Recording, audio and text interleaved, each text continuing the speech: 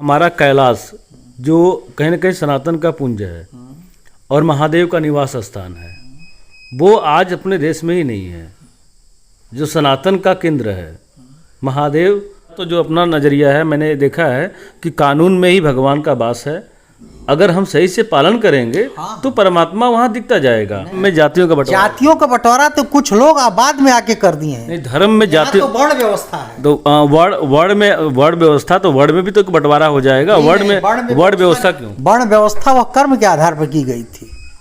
आज तो वर्तमान का दौर है कि हर जाति के लोग, हर वर्ण के लोग हर कर्म कर रहे हैं। पशुपालन का, यहाँ तक कि जूते की दुकान का, यहाँ तक कि नाई का, कोई ऐसा वर्ण नहीं बचा है जो आज के दौर में बिजनेस नहीं करे। तो बिजनेस है, एकदम व्यापार कर रहे हैं लोग, सब व्यापार कर रहे हैं, सब व्यापार कर रहे हैं। तो फिर वर्ण व्यवस्था कहाँ तक टिकेगी? ये तो भाई, तो वर्ण व्यवस्था इसीलिए ना कुछ लोग समाप्त कर दिए इसको। कुछ लोग जो गिने चुने लोग थे अपने स्वार्थ के लिए वर्ण व्यवस्था को समाप्त किए।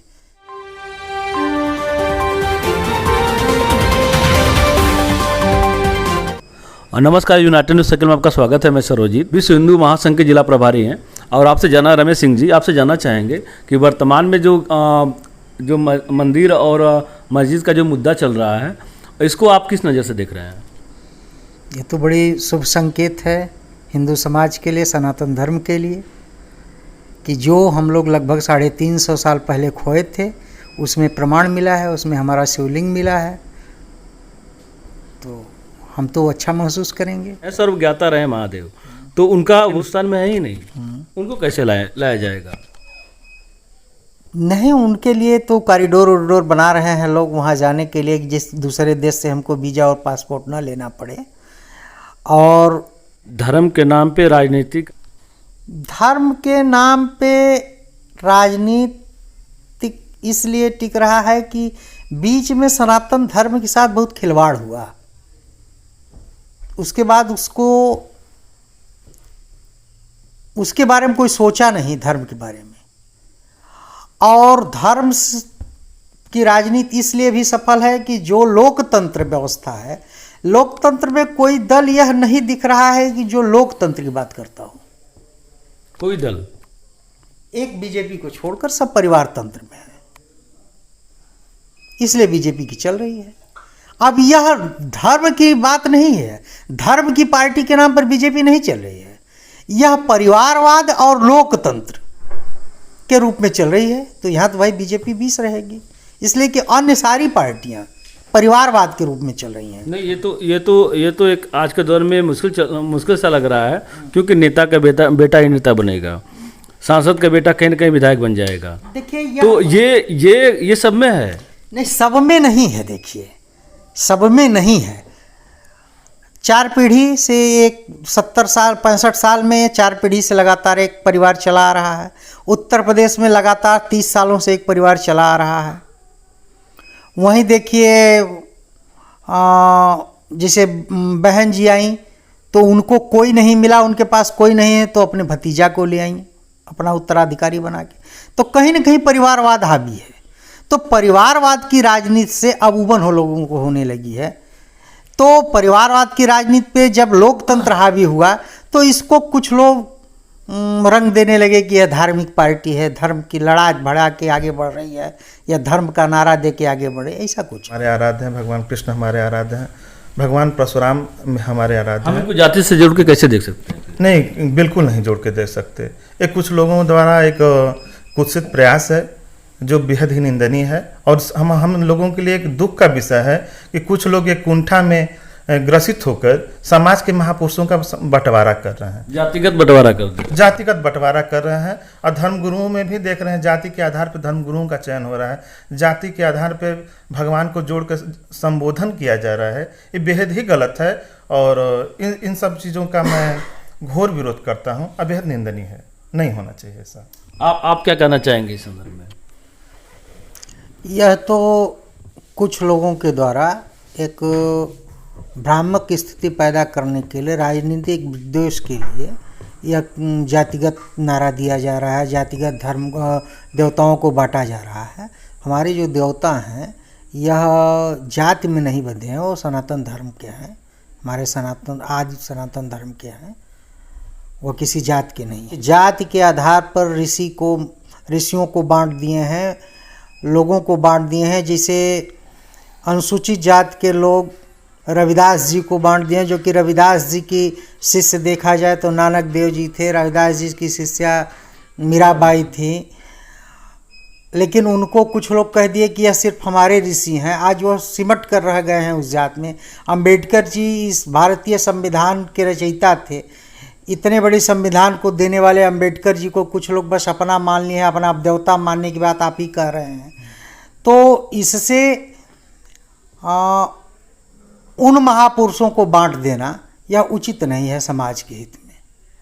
या कानून और धर्म में कितने का अंतर है, क्या आप बताना चाहेंगे? क्या कानून से देश की भावनाएं चल सकती हैं, देश के कार्य चल सकते हैं, या फिर धर्म से? अगर आप बहुत बारीकी से देखेंगे तो धर्म ही कानून है और कानून ही धर्म है। दोनों एक दूसरे के पर्यायवाची हैं। आप अगर धार्मिक जीवन जी रहे हैं तो आप कानून के एकदम दायरे में जी रहे हैं। आप बहुत बारीकी से धर्म का अध्ययन कीजिएगा तो उसमें आपको जीवन जीने की सारी कला मिलेगी। जैसे हमारे यहाँ जो वेद पुराण लिखे गए हैं, तो जैसे गरुड़ पुराण है, उस पर आप पूछे पूरे जीवन जीने की कला है गरुड़ पुराण में। तो उतना तो अनुशासन आपको संविधान जो लिखा गया उससे ज़्यादा अनुशासन उसमें मिलेगा। लेकिन तो अगर वो पालन नहीं करता है तो धार्मिक दृष्टि से उसको कैसे सजा दी जाएगी? धार्मिक दृष्टि से नहीं, धार्मिक दृष्टि से तो जो हमारे ऋषि महर्षि हैं, जो समाज के सुधारक हैं, जो समाज में अच्छे अच्छे संदेश देते हैं, जिनको हम लोग मानते हैं, उन लोगों को आगे आना चाहिए। और जो लोग नहीं आगे की नहीं, बात न्याय की है। न्याय त्वरित होता है, लंबित होता है। तो देखिए समाज के ऊपर है, समाज किससे कितना मनवाता है। कानून पालन कराने के लिए दंडात्मक कार्रवाई की जाती है। बिल्कुल, दंड है, न्याय नहीं है। दंडात्मक कार्रवाई की जाती है ना कानून का पालन कराने के लिए। तो उसी तरह धर्म में भी धर्म के जो धर्म गुरु हैं वो दंडात्मक कार्रवाई कुछ अपने स्तर से करें, जिससे कि जो धर्म को लोग न मान रहे हों वो उस तरफ। मैंने देखा है कि कानून में ही भगवान का वास है। अगर हम सही से पालन करेंगे तो परमात्मा वहाँ दिखता जाएगा। और उसके अनुरूप हम चलेंगे। वो तो हम आपसे कह रहे हैं कि धर्म ही कानून है। धर्म को मानने वाला अगर है तो वह कानून के दायरे में रहेगा, और कानून को मानने वाला है तो वह धार्मिक रहेगा। मुसलमान कब से है? इस्लाम धर्म कब से हुआ है? 1400 साल पहले। 10वें अवतार कहे जाते हैं। वह 2200 लगभग ईसा पूर्व पैदा हुए हैं लगभग। तो ईसा मसीह आए हैं, उनसे तो पहले के बुद्ध हैं जो 10वें अवतार थे। सनातन धर्म तो बहुत पुराना है। बहुत पुराना है। और साथ साथ ये सवाल है कि क्या हर मनुष्य अवतारी नहीं है? हर मनुष्य में अंशा अवतार है। वो तो कहे जाते हैं कि प्रभु सबके में वास करते हैं, ईश्वर सबके में है। वर्ण है, और वर्ण कर्म के आधार पे है। जो अभी आप कबीरदास का नाम नहीं है कि कर्म को प्रधान मानते थे कबीरदास। तो आप महादेव से क्या कहना चाहेंगे चैनल के माध्यम से, क्योंकि वो सब जानते हैं, त्रिकालदर्शी हैं।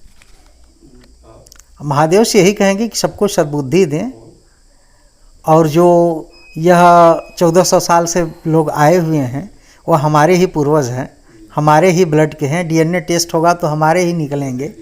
तो उन लोगों को सद्बुद्धि दें कि जो बीच में आक्रांता आए और जो तोड़ मड़ोड़ के स्थिति विभत्स करके गए हैं लोग, वो अगर सीधे सीधे हो रहा है तो उनको वो लोग स्वीकार करते हैं। और मैं बहुत ज़्यादा नहीं कहूँगा। सुप्रीम कोर्ट ने एक बार कहा था कि हिंदुत्व शब्द के विषय में जब वहाँ पे बहस चल रही थी तो उसके संदर्भ में उन्होंने अपना दिया था स्टेटमेंट कि हिंदुत्व जीवन जीने की एक शैली है, और बाकी तो धर्म तो हमारा सनातन है। सनातन के अनुरूप ही हम धर्मोचित आचरण करते हैं, जिससे एक मानवता प्रकट हो, मानवता के अनुरूप आदमी एक जीवन शैली में अपने आप को ढाल सके, जी सके, जीवन यापन कर सके, और समाज में एक धर्मनिष्ठ एक समाज का निर्माण किया जा सके। ये जो हिंदू का शब्द का जो अर्थ है, हिंसा का दमन करने वाला, जो हिंद भावनाओं को दमन कर सके वो हिंदू है। तो इस संदर्भ में हम कहाँ खड़े हैं? और देखिए, धर्म के लिए, हिंदुत्व के लिए जो परिभाषाएं दी गई हैं, समय और काल पे लोग अपने अपने हिसाब से शब्द की व्याख्या करते हैं, उसके विषय में परिभाषित करते हैं, उसके विषय में बताते हैं। लेकिन वर्तमान में देखा जाए तो सिर्फ हिंदुत्व को जिस भावना से आप मुझसे पूछना चाह रहे हैं, मुझे नहीं लगता कि उस स्थिति में आज हम खड़े हैं समाज में, क्योंकि समाज में हिंदुत्व के नाम पे राजनीति हो रही है। धर्म के अनुरूप हमारा जीवन हो, धर्मोचित आचरण हो, वो सही है, लेकिन धर्म के नाम पे राजनीति हो, ये सही नहीं है। धर्म के नाम पे राजनीति सही नहीं है। सही नहीं है। और ये समाज को विभत्स करने का एक कुछ प्रयास किया जा रहा है, जिसकी मैं बेहद ही निंदा कर रहा हूँ। जहाँ तक एक जिज्ञासा थी कभी कि त्रिदेव मिलकर के जो रचना की है समाज की, और राजा दक्ष के द्वारा सामाजिक व्यवस्थाओं को रखा गया कि मनुष्य सामाजिक प्राणी है और किस तरीके से अपना पारिवारिक व्यवस्थाओं को आगे लेके आएगा। लेकिन उसके साथ साथ जहाँ तक सवाल खड़ा होता है, जब ये भावना जब आपने समकक्ष व्यक्ति किसी और व्यक्ति में हम देखते हैं तो खुद को नहीं ढूंढ पाते हैं। ये समस्या है कहीं ना कहीं सभी धर्मों में। और जहाँ पे न भगवान दिखता है, और भगवान का कथन है कि मैं कड़कड़ में हूँ, जब कड़कड़ में वो स्वयं है तो फिर दूसरे से घृणा क्यों? देखिए, हमारे धर्म में घृणा का तो कोई स्थान ही नहीं है, और समय के हिसाब से लोगों ने धर्म के परिभाषाओं में उलटफेर किया और धर्म को एक साजिश के तहत विभत्स रूप दिखाने का प्रयास कर रहे हैं। धर्म तो ऐसा ही नहीं किसी को गलत दिशा में ले जाए। धर्म मानवता का संदेश देता है, जो मानवपूर्ण आचरण सबके अंदर व्याप्त हो। लोग सत्य, न्याय, धर्म की परिभाषा के आधार पे, हमारे यहाँ पहले से भी था कि कोई झूठ न बोले, झूठ बोलना पाप है। आप झूठ बोलेंगे तो ऐसा पीपल वृक्ष को बहुत ऑक्सीजन देता है, इसको पूजने का उपाय किया गया है। हमारा आस्था का केंद्र है, जहाँ आस्था है वहाँ पे किया जाए। लेकिन ऐसा नहीं है कि अगर पुरानी चीज़ों को वापस पाने के लिए समाज को अगर हम तोड़ देते हैं तो फिर धर्म ये संदेश नहीं देता कि हम समाज को तोड़ें। समाज को जोड़ने का काम हमारा धर्म संदेश देता है। मानवता का हनन हो जाए ये भी उचित नहीं है। मानवता जिंदा रहनी चाहिए। अगर देखा जाए जो भारत के मुसलमान हैं उनसे भी कई बार मैंने वार्ता की है इस संदर्भ में, तो उन्होंने कहा कि सब सनातनी हैं। उन्होंने भी इस बात को स्वीकारा है, सब सनातनी हैं। जहाँ एक मांसाहारी की बात है, कुछ लोग मुझे ऐसे मिले कि जो हैं वो मुसलमान हैं, शाकाहारी हैं। उन्होंने कहा कि नहीं, जो किसी जीव की हत्या करके जो भोजन प्राप्त होता हो तो मैं उसको स्वीकारता नहीं, क्योंकि मैं अल्लाह का परम भक्त हूँ या उसका साधक हूँ।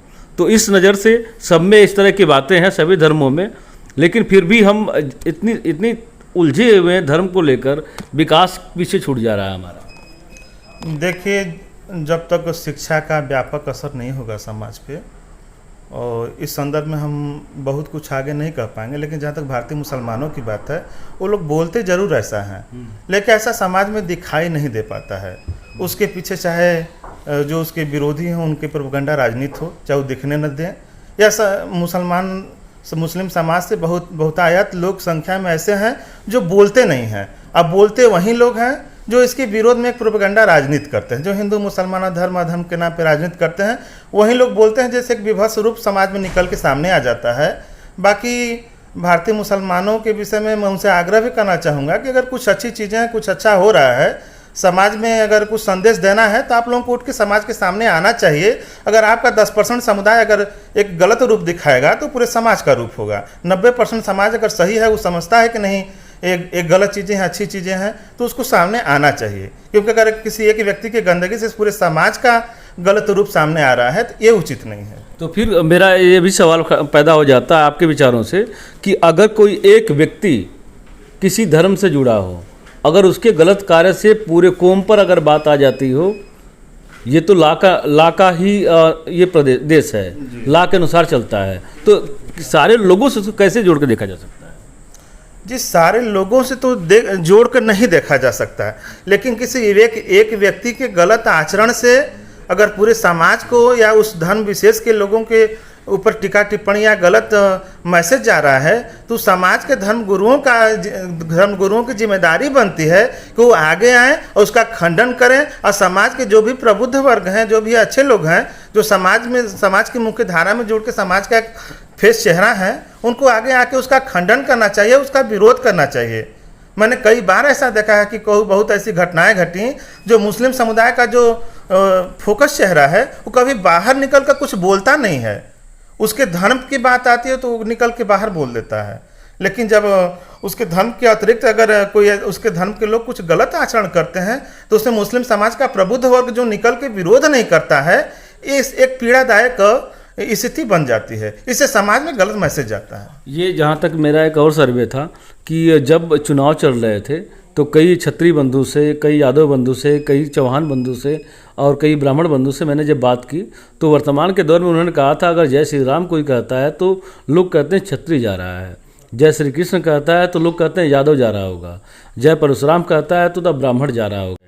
लोकतांत्रिक देश में अगर इस तरह की परंपराओं पर ही अगर हम केंद्रित करते रहेंगे, धर्म को लेकर ही चलते रहेंगे, तो फिर हमारा जो विकास है, सामाजिक विकास है, आर्थिक विकास है, इसको कहाँ तक ले जाएंगे हम? धर्म हमारी आत्मा है, जब तक हम धर्म के अनुरूप नहीं चलेंगे हमारा विकास नहीं हो सकता।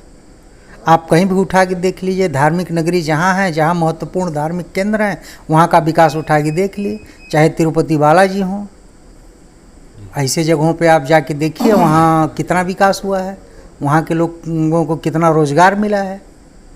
तो धर्म से ही विकास होगा, बिना धर्म के विकास नहीं है। और वह भी सनातन धर्म के साथ तो विकास है जुड़ा है, सनातन धर्म के साथ विकास जुड़ा है। और ये और एक और सवाल था, जो हिंदू शब्द आता है